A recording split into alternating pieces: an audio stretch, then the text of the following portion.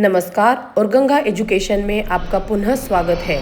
इस प्लेटफॉर्म पर आपको विधि क्षेत्र से संबंधित महत्वपूर्ण विषयों पर व्याख्यान, विधि से जुड़े हुए प्रतियोगी परीक्षाओं की तैयारी, महत्वपूर्ण कानूनी तथ्य तथा विधिक इतिहास से संबंधित सामग्री सरल और व्यवस्थित रूप में उपलब्ध होगी।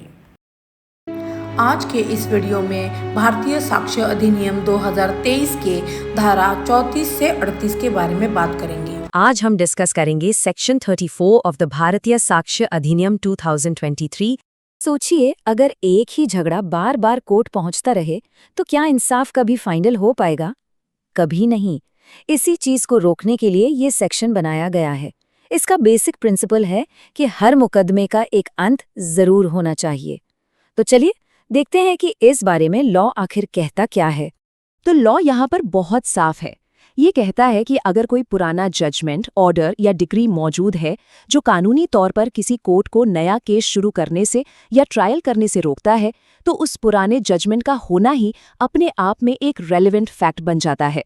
बिल्कुल आसान शब्दों में, अगर एक मैटर पर कोर्ट ने अपना फाइनल डिसीजन दे दिया है तो वो डिसीजन ही एक सॉलिड प्रूफ है कि इस केस को दोबारा नहीं खोला जा सकता। तो इस सेक्शन के की इंग्रेडिएंट्स क्या है? Let's break it down. Okay, तो इस सेक्शन के 3 सबसे इंपॉर्टेंट हिस्से हैं, ध्यान से समझिएगा। फर्स्ट, प्रीवियस जजमेंट, मतलब पहले से ही एक कॉम्पिटेंट कोर्ट का फाइनल डिसीजन आ चुका होना चाहिए। ऐसा नहीं कि केस अभी चल रहा है, फैसला फाइनल होना चाहिए। सेकंड, लीगल बार, यानी उस पुराने डिसीजन में इतनी लीगल पावर होनी चाहिए कि वो नए केस को शुरू होने से रोक सके। और थर्ड, रेलेवेंट फैक्ट, तो जब वही मामला दोबारा किसी नए कोर्ट में जाता है तो वो पुराना वाला जजमेंट ही एक क्रूशियल, एक रेलेवेंट फैक्ट बन जाता है, जिसके बेसिस पर नया कोर्ट केस को आगे बढ़ाने से मना कर देगा। अच्छा, थ्योरी तो ठीक है, पर इसका प्रैक्टिकल यूज कैसे होता है? चलिए इसको और बेटर तरीके से समझने के लिए एक सिंपल सा एग्जाम्पल देखते हैं और उसके बाद एक बहुत ही इंपॉर्टेंट लैंडमार्क केस भी डिस्कस करेंगे। तो एक एग्जाम्पल लेते हैं। मान लीजिए 2 लोग हैं, ए और बी, और उनके बीच एक प्रॉपर्टी का विवाद है।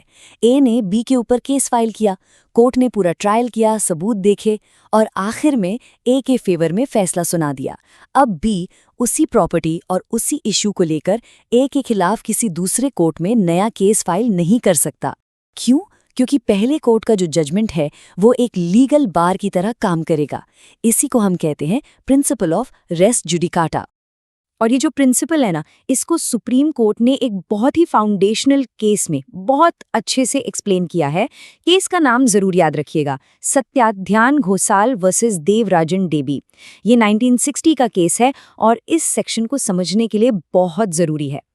इस केस में सुप्रीम कोर्ट ने एक बहुत इंपॉर्टेंट बात कही कि फाइनैलिटी ऑफ जुडिशियल डिसीजंस, यानी न्यायिक फैसलों का अंतिम होना, ये हमारे पूरे जस्टिस सिस्टम की बुनियाद है। कोर्ट ने साफ कहा कि जब एक कॉम्पिटेंट कोर्ट ने पार्टीज के बीच कोई इशू फाइनली डिसाइड कर दिया है तो उस इशू को फिर से ना तो उसी केस के अगले स्टेज पर और ना ही किसी नए सूट में दोबारा खोला जा सकता है। Simple, it prevents endless litigation. अब देखते हैं कि पुराने कानून के मुकाबले इसमें क्या बदला है और एग्जाम्स के लिए ये क्यों जरूरी है। तो पुराने लॉ से इसका क्या कनेक्शन है? पहले ये जो प्रोविजन था ये था section 40 of the Indian evidence act 1872। अब नए कानून में यानी भारतीय साक्ष्य अधिनियम 2023 में ये सेक्शन 34 बन गया है। ध्यान रखिएगा, लॉ के अंदर कोई सब्सटैंटिव चेंज नहीं हुआ है। कॉन्सेप्ट, प्रिंसिपल सब कुछ बिल्कुल सेम है, सिर्फ सेक्शन नंबर बदला है। अब सबसे जरूरी बात, एग्जाम फोकस। देखिए, जुडिशरी प्रीलिम्स और मेंस दोनों के लिए ये सेक्शन बहुत ही इंपॉर्टेंट है। और हाँ, एपीओ एग्जाम में इस टॉपिक पर डायरेक्ट क्वेश्चन आ सकता है। इसका सीधा कनेक्शन है 2 मेजर लीगल डॉक्ट्रिन से। पहला है रेस जुडिकाटा, जो सिविल केसेस में लगता है, और दूसरा है डबल जेपेडी, जिसका जिक्र क्रिमिनल लॉ में होता है कि एक ही जुर्म के लिए किसी को 2 बार सजा नहीं मिल सकती।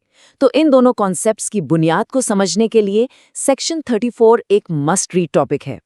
ओके, तो चलिए इस पूरे डिस्कशन को एंड करने से पहले एक बार फटाफट सारे की पॉइंट्स रिवाइज कर लेते हैं ताकि सब कुछ दिमाग में अच्छे से बैठ जाए। तो 3 चीजें जो आपको बिल्कुल याद रखनी है। नंबर 1, हम बात कर रहे हैं सेक्शन 34 भारतीय साक्ष्य अधिनियम 2023 की। नंबर 2, इसका कोर कॉन्सेप्ट क्या है? सिंपल, एक पुराना फाइनल जजमेंट एक नए केस को शुरू होने से रोकने के लिए एक रेलेवेंट फैक्ट है। और नंबर 3, एग्जाम के लिए इसकी इंपॉर्टेंस। ये रेस जुडिकाटा और डबल जेपडी को समझने की चाबी है। तो जुडिशरी और एपीओ एग्जाम्स दोनों के लिए ये एक हाई यील्ड टॉपिक है। For more judiciary focused legal content, stay connected with Ganga education. आज हम सीधे डाइव करने वाले हैं भारतीय साक्ष्य अधिनियम 2023 के एक बहुत ही इंपॉर्टेंट सेक्शन में, यानी सेक्शन 35। चलिए एक बहुत ही इंटरेस्टिंग सवाल से शुरू करते हैं। क्या एक कोर्ट का फैसला सिर्फ केस के पार्टीज पर लागू होता है या पूरी दुनिया पर? आमतौर पर तो जैसा कि हम जानते हैं, फैसला सिर्फ केस के पार्टीज के बीच ही होता है। लेकिन क्या आप जानते हैं कि कुछ खास मामलों में यह फैसला पूरी दुनिया के लिए बाइंडिंग हो जाता है? जी हां, और इसी कॉन्सेप्ट को सेक्शन 35 समझाता है। तो आइए आज हम डिस्कस करेंगे सेक्शन 35 ऑफ द भारतीय साक्ष्य अधिनियम 2023। ये सेक्शन उन्हीं खास फैसलों से डील करता है जो पूरी दुनिया पर लागू होते हैं। तो देखिए, सेक्शन 35 सीधे सीधे कहता है कि जब एक कॉम्पिटेंट कोर्ट 4 स्पेशल केसेस में, यानी प्रोबेट, मैट्रिमोनियल, एडमिरैलिटी या इंसॉल्वेंसी, कोई फाइनल फैसला सुनाता है, और ध्यान दीजिएगा, वो फैसला किसी इंसान को कोई लीगल कैरेक्टर देता है या उससे ले लेता है, तो वो फैसला रेलेवेंट माना जाएगा। अब आप सोचेंगे, लीगल कैरेक्टर क्या है? वेल, इसका सिंपल सा मतलब है किसी का कानूनी स्टेटस, जैसे कि क्या वो शादीशुदा है या दिवालिया हो चुका है या फिर किसी विल का लीगल एयर है। और इसी से जुड़ा है एक बहुत ही important legal term, judgement in rem. इसका मतलब क्या है? बिल्कुल सिंपल है। ये एक ऐसा फैसला है जो सिर्फ केस की पार्टीज पर ही नहीं बल्कि पूरी दुनिया पर लागू होता है। सोच के देखिए, ये किसी भी इंसान या प्रॉपर्टी के लीगल स्टेटस को यूनिवर्सली डिसाइड कर देता है। और हाँ, सेक्शन 35 के सारे जजमेंट्स इसी कैटेगरी में आते हैं। तो सेक्शन 35 को समझने के लिए इसके की इंग्रेडिएंट्स को ब्रेक डाउन करते हैं। इसमें 4 जरूरी बातें हैं। फर्स्ट, जो फैसला है वो फाइनल होना चाहिए और एक कॉम्पिटेंट कोर्ट द्वारा दिया जाना चाहिए। सेकंड, फैसला उन 4 स्पेशल ज्यूरिसडिक्शंस में से ही एक का होना चाहिए जिनकी हम अभी बात करेंगे। थर्ड, उस फैसले से किसी का लीगल कैरेक्टर या तो बनना चाहिए या खत्म होना चाहिए। और फोर्थ और सबसे इंपॉर्टेंट, ये फैसला पूरी दुनिया के खिलाफ यानी एब्सोल्यूट होना चाहिए। चलिए अब फटाफट उन 4 स्पेशल ज्यूरिसडिक्शंस को देख लेते हैं। सबसे पहला है प्रोबेट ज्यूरिसडिक्शन, यानी विल्स और इनहेरिटेंस, वसीयत से जुड़े मामले। फिर आता है मैट्रिमोनियल ज्यूरिसडिक्शन, जिसमें शादी, तलाक या नलिटी जैसे केसेस आते हैं। तीसरा है एडमिरल्टी ज्यूरिसडिक्शन, ये थोड़ा अलग है, ये मैरिटाइम लॉ यानी समुद्री कानून से डील करता है। और आखिर में है इंसॉल्वेंसी ज्यूरिसडिक्शन, जो बैंक्रप्सी या दिवालियापन से जुड़ा है। अब इतनी थ्योरी हो गई, इसे एक प्रैक्टिकल कोर्ट एग्जाम्पल से समझे तो कॉन्सेप्ट बिल्कुल क्रिस्टल क्लियर हो जाएगा, है ना? ओके, तो मानते हैं कि एक कोर्ट ने किसी विल यानी वसीयत के लिए एक प्रोबेट डिग्री पास कर दी। अब सेक्शन 35 के हिसाब से ये फैसला इस बात का कंक्लूसिव प्रूफ बन जाता है कि वो वसीयत बिल्कुल जेन्युइन और वैलिड है।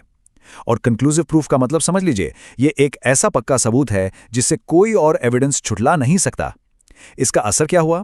असर ये हुआ कि अब दुनिया में कोई भी पर्सन उस विल की जेन्युइननेस को चैलेंज नहीं कर सकता। बस यही है जजमेंट इन रेम का पावर। इस कॉन्सेप्ट पर एक बहुत ही इंपॉर्टेंट लैंडमार्क केस है जिसे आपको जरूर याद रखना है। केस का नाम है सुरेंद्र कुमार वर्सेस ज्ञानचंद। इस केस में सुप्रीम कोर्ट ने बिल्कुल साफ कर दिया था कि probate judgments in rem operate करते हैं। मतलब ये सिर्फ पार्टीज पर ही नहीं बल्कि सभी लोगों पर बाइंडिंग होते हैं। इस केस ने, आप कह सकते हैं, सेक्शन 35 के प्रिंसिपल पर एक फाइनल मोहर लगा दी। अब एक और जरूरी बात, खास करके एग्जाम्स के लिए, ये सेक्शन जो अब हम सेक्शन 35 BSA 2023 के नाम से जानते हैं, ये पहले इंडियन एविडेंस एक्ट 1872 का सेक्शन 41 हुआ करता था। तो बेसिकली इसे अब भारतीय साक्ष्य अधिनियम 2023 ने रिप्लेस कर दिया है। लेकिन इंटरेस्टिंग बात यह है कि इसमें कोई सब्सटैंटिव चेंज नहीं है। वही 4 ज्यूरिसडिक्शंस, वही कंक्लूसिव प्रूफ की वैल्यू, सिर्फ सेक्शन नंबर बदला है, कॉन्सेप्ट बिल्कुल वही है। तो अब आते हैं सबसे जरूरी सवाल पर, आखिर एग्जाम के लिए ये सेक्शन इतना इंपॉर्टेंट क्यों है? चलिए इस पर फोकस करते हैं। देखिए, बिल्कुल ध्यान से सुनिए। जुडिशरी प्रीलिम्स और मेंस दोनों के लिए ये सेक्शन बहुत ही इंपॉर्टेंट है। इसको आप स्किप नहीं कर सकते। एपीओ एग्जाम्स में तो इस टॉपिक पर डायरेक्ट क्वेश्चन आ सकता है, और हाँ, इसे अक्सर सीपीसी के सेक्शन 11 यानी रेस जुडिकाटा के कॉन्सेप्ट से जोड़कर भी पूछा जाता है, क्योंकि दोनों ही कॉन्सेप्ट्स मामलों को एक फाइनैलिटी देते हैं। इसलिए इसकी जो कंक्लूसिव नेचर है ना, उसे अच्छे से समझना एब्सोल्युटली क्रूशियल है। चलिए, सब कुछ एंड करने से पहले एकदम फटाफट सारे की पॉइंट्स रिवाइज कर लेते हैं ताकि सब कुछ दिमाग में बैठ जाए। तो 3 बातें हैं जो आपको बिल्कुल याद रखनी है। Point number 1, section 35 BSA 2023 deal करता है जजमेंट्स इन रेम से। पॉइंट नंबर 2, इसका core concept probate, matrimonial, admiralty और इंसॉल्वेंसी के जजमेंट्स पूरी दुनिया के लिए कंक्लूसिव प्रूफ हैं। और point number 3, exam angle. Judiciary और एपीओ एग्जाम्स के लिए ये सुपर इंपॉर्टेंट है, खास करके इसकी कंक्लूसिव नेचर। उम्मीद है कि सेक्शन 35 का ये एक्सप्लेनर आप सबके लिए काफ़ी हेल्पफुल रहा होगा। ऐसे ही और जुडिशरी फोकस्ड लीगल कंटेंट के लिए गंगा एजुकेशन के साथ जुड़े रहिए। आज हम कानून के एक बहुत ही अहम पहलू को समझने जा रहे हैं। तो एक सवाल से शुरुआत करते हैं। सोचिए, क्या कोई पुराना कोर्ट जजमेंट एक बिल्कुल नए केस में सबूत के तौर पर इस्तेमाल हो सकता है? ये काफ़ी इंटरेस्टिंग सवाल है ना? इसी इंपॉर्टेंट सवाल का जवाब हमें मिलता है भारतीय साक्ष्य अधिनियम 2023 के सेक्शन 36 में। तो आज हम डिस्कस करेंगे सेक्शन 36 ऑफ द भारतीय साक्ष्य अधिनियम 2023। चलिए इसको डिटेल में समझते हैं और देखते हैं कि इसका गाइडिंग प्रिंसिपल आखिर है क्या। सेक्शन 36 कहता है कि अगर कोई पुराना जजमेंट, ऑर्डर या डिक्री किसी पब्लिक नेचर के मामले से जुड़ा है तो वो रेलेवेंट माना जाएगा। लेकिन यहाँ एक बहुत बड़ा बट है। ऐसे जजमेंट्स, ऑर्डर्स या डिक्रीज कंक्लूसिव प्रूफ नहीं होते। बिल्कुल साफ शब्दों में, पब्लिक राइट से जुड़ा कोई पुराना फैसला एक नए केस में सबूत बन सकता है, पर वो अंतिम सबूत नहीं है। कोर्ट उस पर विचार करेगी, लेकिन सिर्फ उसके बेसिस पर फैसला नहीं देगी। चलिए, अब इस सेक्शन को और बेहतर तरीके से समझने के लिए इसके जो मेन कीवर्ड्स हैं उन्हें एक एक करके डिकोड करते हैं। तो इस सेक्शन में 4 जरूरी बातें हैं। सबसे पहली बात, ये जजमेंट सेक्शन 35 के दायरे से बाहर होना चाहिए, जैसे कि प्रोबेट या मैट्रिमोनियल केसेस। दूसरी चीज, इसका संबंध पब्लिक नेचर के मामले से होना जरूरी है, फॉर एग्जाम्पल किसी पब्लिक रास्ते का अधिकार या कोई कस्टम। तीसरी शर्त, वो मामला हमारे अभी के केस के लिए रेलेवेंट होना चाहिए। और चौथी और सबसे इंपॉर्टेंट, ध्यान से सुनिए, ये एक रेलेवेंट एविडेंस तो है, पर कंक्लूसिव प्रूफ यानी कि अंतिम सबूत बिल्कुल नहीं है। ओके, थियरी तो समझ ली, लेकिन अदालत में ये सेक्शन काम कैसे करता है? इसको समझने के लिए आइए एक प्रैक्टिकल एग्जाम्पल और एक लैंडमार्क केस देखते हैं। चलिए एक सिचुएशन इमेजिन करते हैं। मान लीजिए ए ने बी पर केस किया कि बी उसकी जमीन पर ट्रेसपासिंग कर रहा है। अब बी अपना बचाव करते हुए कहता है कि उस जमीन पर एक पब्लिक राइट ऑफ वे है, यानी वो एक आम रास्ता है। लेकिन ए इस बात से साफ इनकार कर देता है। मामला कोर्ट में है। अब यहां एक ट्विस्ट है। पता चलता है कि कुछ साल पहले ए वर्सेस सी नाम का एक केस हुआ था, जिसमें कोर्ट ने उसी जमीन के पब्लिक राइट ऑफ वे पर एक फैसला सुनाया था। सेक्शन 36 के मुताबिक ए वर्सेस सी केस का वो पुराना फैसला अब इस नए ए वर्सेस बी केस में एक रेलेवेंट एविडेंस बन जाता है। लेकिन इसका मतलब ये नहीं कि बी का दावा ऑटोमैटिकली साबित हो गया। कोर्ट को अभी भी बी के केस में नए सबूतों को देखना और परखना होगा।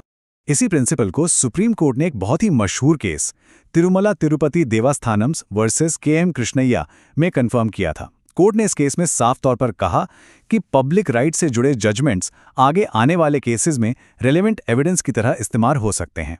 ये केस इस सेक्शन की प्रैक्टिकल इंपॉर्टेंस को साबित करता है। अब ये जानना भी जरूरी है कि इस नए कानून का पुराने कानून से क्या रिश्ता है। आइए इसकी लेजिस्लेटिव हिस्ट्री पर एक नज़र डालते हैं। ये सेक्शन पहले इंडियन एविडेंस एक्ट 1872 का सेक्शन 42 हुआ करता था। और यहाँ पर सबसे इंटरेस्टिंग बात यह है कि भारतीय साक्ष्य अधिनियम 2023 के नए सेक्शन 36 में इसके कोर प्रिंसिपल में, यानी इसकी एविडेंशरी वैल्यू में कोई बदलाव नहीं किया गया है। कानून का तत्व बिल्कुल वही है, बस उसकी ड्राफ्टिंग थोड़ी मॉडर्न कर दी गई है। अब आते हैं सबसे जरूरी हिस्से पर। एग्जाम के पॉइंट ऑफ व्यू से इस सेक्शन की क्या अहमियत है और आपको क्या याद रखना है। देखिए, जुडिशरी प्रीलिम्स और मेंस दोनों के लिए यह सेक्शन बहुत इंपॉर्टेंट है। ऐसे जजमेंट्स की एविडेंशरी वैल्यू क्या होती है, इस पर डायरेक्ट सवाल पूछे जा सकते हैं। खास तौर पर जो एग्जाम्पल हमने डिस्कस किया वो एपीओ एग्जाम्स में प्रॉब्लम बेस्ड क्वेश्चंस के लिए एक फेवरेट टॉपिक माना जाता है। तो चलिए सब कुछ एक बार जल्दी से रिवाइज कर लेते हैं। 3 बातें हैं जो बिल्कुल भूलनी नहीं है। पहला, सेक्शन 36 BSA 2023 पब्लिक नेचर के मामलों से जुड़े जजमेंट्स की बात करता है। दूसरा, इसका कोर कॉन्सेप्ट यह है कि ऐसे जजमेंट्स रेलेवेंट जरूर हैं, लेकिन कभी भी कंक्लूसिव प्रूफ नहीं होते। और तीसरा, प्रीलिम्स और मेंस दोनों एग्जाम्स के लिए सेक्शन बेहद जरूरी है। जुडिशरी फोकस्ड ऐसे ही और लीगल कंटेंट के लिए गंगा एजुकेशन के साथ जुड़े रहें। नमस्कार, आज हम डिस्कस करेंगे सेक्शन 37 भारतीय साक्ष्य अधिनियम 2023 का। तो देखिए, इस सेक्शन को आसानी से समझने के लिए हम इसे 4 हिस्सों में ब्रेक डाउन करेंगे। सबसे पहले हम जानेंगे कि इसका जनरल रूल क्या है, फिर इसके 2 बहुत ही इंपॉर्टेंट एक्सेप्शंस पर फोकस करेंगे। उसके बाद हम थोड़ा कॉन्टेक्स्ट देखेंगे, यानी केस लॉ और पुराने एक्ट से इसका क्या कनेक्शन है। और हाँ, सबसे आखिर में एग्जाम के पॉइंट ऑफ व्यू से इसकी क्या वैल्यू है और एक झटपट रिवीजन भी करेंगे। तो चलिए शुरू करते हैं पहले पार्ट से। सेक्शन 37 का जनरल रूल आखिर कहता क्या है? देखिए, ये सेक्शन एक आम नियम, एक जनरल रूल सेट करता है। ये कहता है कि जजमेंट्स, ऑर्डर्स या डिक्रीज यानी कोर्ट के फैसले जो सेक्शंस 34, 35 और 36 में मेंशन किए गए हैं, उनको छोड़कर बाकी सभी इर्रेलेवेंट होंगे। अब इसका सीधा सा मतलब क्या है? बिल्कुल सिंपल भाषा में, एक केस का फैसला जनरली दूसरे केस में सबूत के तौर पर इस्तेमाल नहीं किया जा सकता। ये इसका फंडामेंटल प्रिंसिपल है। इस सेक्शन में इर्रेलेवेंट शब्द का मतलब समझना बहुत जरूरी है। इर्रेलेवेंट का मतलब है कि एक अलग केस का फैसला हमारे करंट केस के लिए मायने नहीं रखता, उसको हम एविडेंस के तौर पर पेश नहीं कर सकते। सोचने वाली बात है, ऐसा रूल क्यों बनाया गया? वेल, इसके पीछे का लॉजिक बहुत साफ है, ताकि हर केस का फैसला उसके अपने यूनिक फैक्ट्स और एविडेंस के आधार पर हो, ना कि किसी पिछले केस के प्रभाव में। तो जनरल रूल तो हमने समझ लिया, लेकिन जैसा कि लॉ में अक्सर होता है, हर रूल के कुछ एक्सेप्शंस, कुछ अपवाद भी होते हैं, और यही इस सेक्शन का सबसे क्रूशियल हिस्सा है। अब हम उन 2 स्पेशल सिचुएशंस को देखेंगे जहां एक पुराना अदरवाइज इररेलेवेंट जजमेंट अचानक से रेलेवेंट बन जाता है। सोचिए, ये 2 एक्सेप्शंस रेलेवेंसी के 2 दरवाजे हैं। पहला दरवाजा तब खुलता है जब उस जजमेंट का अस्तित्व यानी उसका एग्जिस्ट करना ही केस का एक फैक्ट इन इशू बन जाए, मतलब वही विवाद्य तथ्य हो। और दूसरा दरवाजा कब खुलता है? जब वो जजमेंट इस अधिनियम के किसी और प्रोविजन के तहत रेलेवेंट हो। चलिए पहले एक्सेप्शन को एक प्रैक्टिकल एग्जाम्पल से पक्का करते हैं। इमेजिन कीजिए, ए नाम के एक व्यक्ति पर चोरी का आरोप लगा है, लेकिन केस सिर्फ इतना नहीं है, उस पर यह भी आरोप है कि वो एक प्रीवियस कॉन्विक्ट है, यानी पहले भी चोरी के लिए सजा पा चुका है। अब यहां पर क्या वो पहले कॉन्विक्ट हुआ था या नहीं, ये सवाल ही इस नए केस का एक सेंट्रल पॉइंट, एक फैक्ट इन इश्यू बन गया है। इसलिए उसकी पुरानी कॉन्विक्शन वाला जजमेंट अब इस नए केस में बिल्कुल रिलेवेंट हो जाएगा। अच्छा, अब आते हैं दूसरी एक्सेप्शन पर। इसके लिए भी एक इलस्ट्रेशन देखते हैं। मान लीजिए ए ने बी के खिलाफ एक केस जीता था और उसके पास एक कोर्ट की डिग्री है। कुछ समय बाद बी का बेटा सी ए का कत्ल कर देता है। अब पुलिस सी को पकड़ती है। प्रोसिक्यूशन के सामने सवाल है, मोटिव क्या था, कत्ल क्यों किया गया? यहां पर वो पुरानी डिग्री ए और बी के बीच की दुश्मनी का सबूत बन जाती है। वो एक पॉसिबल मोटिव दिखाती है, इसलिए मोटिव से रिलेटेड प्रोविजंस के तहत वो डिग्री इस मर्डर केस में रेलेवेंट हो जाती है। एक्सेप्शंस तो देख लिए, लेकिन जनरल रूल को भूलना नहीं है। उसको और क्लियर करने के लिए एक और एग्जाम्पल देखते हैं। मान लीजिए ए ने सी पर डिफेमेशन यानी मानहानि का केस किया और जीत गया। अब एक तीसरा व्यक्ति बी भी सी पर एक अलग डिफेमेशन का केस कर देता है। सवाल यह है, क्या ए की जीत को बी अपने केस में प्रूफ की तरह इस्तेमाल कर सकता है? जवाब है बिल्कुल नहीं। ए और सी के केस का फैसला बी और सी के केस में कंप्लीटली पूरी तरह से इर्रेलेवेंट है। तो अब तक हमने रूल और एक्सेप्शन समझ लिए। अब थोड़ा और डीप जाते हैं और इस सेक्शन को इसके लीगल कॉन्टेक्स्ट में फिट करके देखते हैं, एक इंपॉर्टेंट केस लॉ और पुराने एक्ट के संदर्भ में। जब भी सेक्शन 377 की बात आती है, एक केस का जिक्र जरूर होता है, KG Premshankar versus inspector of police. ये एक लैंडमार्क जजमेंट है। इस केस में माननीय सुप्रीम कोर्ट ने एक बहुत ही साफ सिद्धांत स्थापित किया। कोर्ट ने कहा कि सिविल और क्रिमिनल कोर्ट्स के फैसले एक दूसरे के प्रोसीडिंग्स में ऑटोमेटिकली बाइंडिंग नहीं होते। ऐसा नहीं है कि सिविल कोर्ट का फैसला क्रिमिनल कोर्ट को मानना ही पड़ेगा या वाइस वर्सा। वो तभी रिलेवेंट होंगे जब एविडेंस लॉ का कोई प्रोविजन, जैसे कि सेक्शन 37 के एक्सेप्शंस, उन्हें रिलेवेंट बनाए। जो भी स्टूडेंट्स पुराने लॉ से फेमिलियर हैं, उनके लिए ये जानना जरूरी है ये सेक्शन यानी सेक्शन 37 पहले इंडियन एविडेंस एक्ट 1872 में सेक्शन 43 हुआ करता था। अब भारतीय साक्ष्य अधिनियम 2023 के आने से सेक्शन नंबर बदल गया है, लेकिन जो इसका कोर प्रिंसिपल है, जो इसका लीगल सिद्धांत है, जनरल रूल और उसके 2 एक्सेप्शंस, वो बिल्कुल सेम है। उसमें कोई भी सब्सटैंशियल बदलाव नहीं किया गया है। थ्योरी तो हो गई, अब आते हैं सबसे इंपॉर्टेंट बात पर। एग्जाम के लिए ये सेक्शन कितना जरूरी है और इसे कैसे अप्रोच करना है। देखिए, जुडिशरी प्रीलिम्स हो या मेंस, दोनों के लिए ये सेक्शन बहुत ही क्रूशल है। प्रीलिम्स में इसकी इलस्ट्रेशन से सीधे सीधे प्रॉब्लम बेस्ड क्वेश्चंस बन जाते हैं और एपीओ एग्जाम्स में भी इस पर डायरेक्ट क्वेश्चन आने की पूरी संभावना है। एसेंशियली ये सेक्शन जजमेंट्स की रेलेवेंसी पर आपकी कॉन्सेप्चुअल अंडरस्टैंडिंग को टेस्ट करता है। तो चलिए सब कुछ एक बार जल्दी से रिवाइज कर लेते हैं। 3 बातें याद रखिएगा। पहली, हम बात कर रहे हैं सेक्शन 37 भारतीय साक्ष्य अधिनियम 2023 की। दूसरी, इसका जनरल रूल कहता है कि जजमेंट्स इररिलेवेंट होते हैं, लेकिन इसके 2 गेटवेज या एक्सेप्शंस हैं। पहला, जब जजमेंट खुद फैक्ट एंड इश्यू हो, और दूसरा, जब वो किसी और प्रोविजन के अंडर रेलेवेंट हो। और तीसरी और सबसे इंपॉर्टेंट बात, एग्जाम्स के लिए इसकी इलस्ट्रेशंस पर खास ध्यान देना है। ऐसे ही और जुडिशरी फोकस्ड लीगल कंटेंट के लिए गंगा एजुकेशन के साथ जुड़े रहिए। नमस्कार, चलिए आज हम डिस्कस करते हैं भारतीय साक्ष्य अधिनियम 2023 का एक बहुत ही इंपॉर्टेंट सेक्शन 38। सो एक बहुत ही फंडामेंटल सवाल उठता है, क्या किसी कोर्ट के दिए गए फैसले को यानी उसके जजमेंट को चैलेंज किया जा सकता है? क्या वो फैसला हमेशा के लिए फाइनल होता है? वेल, इसका जवाब है हाँ, बिल्कुल किया जा सकता है। और इसका जो प्रोविजन है वो हमें मिलता है भारतीय साक्ष्य अधिनियम 2023 के सेक्शन 38 में। तो सेक्शन 38 की हेडिंग ही सब कुछ साफ कर देती है। ये कहती है फ्रॉड और कोल्यूजन इन ऑब्टेनिंग जजमेंट और incompetency of court may be proved. Basically ये सेक्शन एक तरह से हमारे जुडिशियल सिस्टम का एक सेफ्टी वाल्व है। आप कह सकते हैं एक सुरक्षा कवच है जो ये इंश्योर करता है कि जस्टिस के नाम पर कहीं इनजस्टिस ना हो जाए। चलिए इसकी लैंग्वेज देखते हैं। प्रोविजन कहता है कि कोई भी पार्टी ये प्रूव कर सकती है कि जो जजमेंट दिया गया है वो या तो एक ऐसे कोर्ट ने दिया जो कॉम्पिटेंट ही नहीं था, यानी उसके पास उस केस को सुनने की पावर ही नहीं थी, या फिर वो जजमेंट फ्रॉड यानी धोखाधड़ी से, या कल्यूजन यानी साजिश या मिलीभगत से हासिल किया गया है। ओके, तो अब इस सेक्शन को और डीपली समझते हैं। लेट्स ब्रेक डाउन द 3 की ग्राउंड्स जिनके बेसिस पर किसी भी जजमेंट को चैलेंज किया जा सकता है। इस सेक्शन में 3 इंपॉर्टेंट ग्राउंड्स दिए गए हैं। पहला है कोर्ट वॉज नॉट कॉम्पिटेंट। इसका मतलब सिंपल है कि कोर्ट के पास उस मामले को सुनने का जुरिस्डिक्शन यानी क्षेत्राधिकार ही नहीं था। सेकंड, ऑब्टेन्ड बाय फ्रॉड, यानी कि किसी पार्टी ने कोर्ट से कोई जरूरी फैक्ट छुपाकर या झूठ बोलकर गलत तरीके से फैसला अपने फेवर में ले लिया।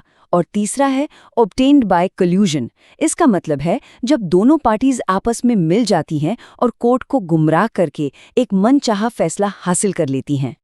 ठीक है, अब एक सिंपल से प्रैक्टिकल एग्जाम्पल से समझते हैं कि सेक्शन 38 कोर्ट में एक्चुअली अप्लाई कैसे होता है। सो इमेजिन कीजिए कि ए एक प्रॉपर्टी केस बी के खिलाफ जीत जाता है, लेकिन ए ने ये केस कैसे जीता? एक बहुत ही जरूरी डॉक्यूमेंट को कोर्ट से छुपाकर। बाद में बी को इसके बारे में पता चलता है, तो अब भी क्या कर सकता है?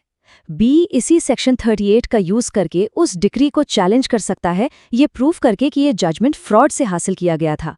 देखिए कितना पावरफुल प्रोविजन है जो सच्चाई के लिए हमेशा रास्ता खुला रखता है। कानून को सिर्फ पढ़ना काफी नहीं है, उसकी जुडिशियल इंटरप्रिटेशन समझना भी जरूरी है। और उसके लिए सबसे इंपॉर्टेंट होते हैं केस लॉज, स्पेशली जब आप मेंस आंसर राइटिंग कर रहे हों। तो चलिए इस सेक्शन से जुड़ा एक लैंडमार्क केस देखते हैं। इस सेक्शन के लिए जो सबसे इंपॉर्टेंट केस है वो है एसपी चेंगलवराया नायडू वर्सेस जगन्नाथ। ये नाम हर लॉ स्टूडेंट को, हर जुडिशरी एस्पिरेंट को जरूर याद रखना चाहिए। इस केस में सुप्रीम कोर्ट ने एक बहुत ही पावरफुल स्टेटमेंट दी थी। कोर्ट ने कहा, अ जजमेंट और decree obtained by playing fraud on the court is a nullity and non est in the eye of the law. इसका सीधा सा मतलब है कि अगर कोई भी फैसला कोर्ट के साथ फ्रॉड करके हासिल किया गया है तो वो कानून की नज़र में शुरू से ही बेकार है, यानी वॉइड एब इनिशियो, उसकी कोई लीगल वैल्यू नहीं है। जैसा कि हम सब जानते हैं नए कानून आ चुके हैं, तो एग्जाम पॉइंट ऑफ व्यू से ये जानना बहुत जरूरी है कि ये नया सेक्शन पुराने एक्ट में कौन सा सेक्शन था। तो आइए कंपेयर करते हैं। भारतीय साक्ष्य अधिनियम 2023 का सेक्शन 38 पहले इंडियन एविडेंस एक्ट 1872 का सेक्शन 44 हुआ करता था। एक बात बिल्कुल क्लियर रखिएगा, इसमें कोई भी सब्सटैंसिव चेंज नहीं है, यानी कानून का प्रिंसिपल वही है, सिर्फ रीनंबरिंग हुई है, और ये प्रीलिम्स के लिए एक मस्ट नो फैक्ट है। अब आते हैं सबसे जरूरी बात पर, एग्जाम इंपॉर्टेंस। जुडिशरी और एपीओ एग्जाम्स के लिए ये सेक्शन कितना जरूरी है? देखिए, ये सेक्शन एग्जामिनर्स का फेवरेट है। प्रीलिम्स में डायरेक्ट क्वेश्चन बन सकता है कि जजमेंट को चैलेंज करने के क्या ग्राउंड्स हैं, या सेक्शन 38 का कोरिस्पॉन्डिंग ओल्ड सेक्शन नंबर क्या था। और मेंस की बात करें तो एविडेंस लॉ के आंसर में अगर आप सेक्शन 38 और एसपी चेंगलवरायन नायडू केस को कोट करते हैं तो आपके मार्क्स जरूर बढ़ेंगे। चलिए इस पूरे डिस्कशन को जल्दी से रिवाइज कर लेते हैं ताकि सारे की टेकअवेज आपके माइंड में फ्रेश हो जाएं। तो याद रखिए, सेक्शन 38 बीएसए 2023 जजमेंट्स को चैलेंज करने के बारे में है। इसके 3 कोर ग्राउंड्स हैं, फ्रॉड, कल्यूजन और इनकॉम्पिटेंसी। इसका लैंडमार्क केस है एसपी चेंगलवाराया नायडू, और एग्जाम के लिए ये प्रीलिम्स और मेंस दोनों में ही एक्सट्रीमली इंपॉर्टेंट है। ऐसे ही और जुडिशरी फोकस्ड लीगल कंटेंट के लिए गंगा एजुकेशन के साथ कनेक्टेड रहिए। इस सत्र को देखने के लिए धन्यवाद। यदि यह व्याख्यान आपको उपयोगी लगा है तो कृपया लाइक, शेयर और गंगा एजुकेशन को सब्सक्राइब करें और आगे भी ऐसे महत्वपूर्ण विधि व्याख्यानों के लिए जुड़े रहें।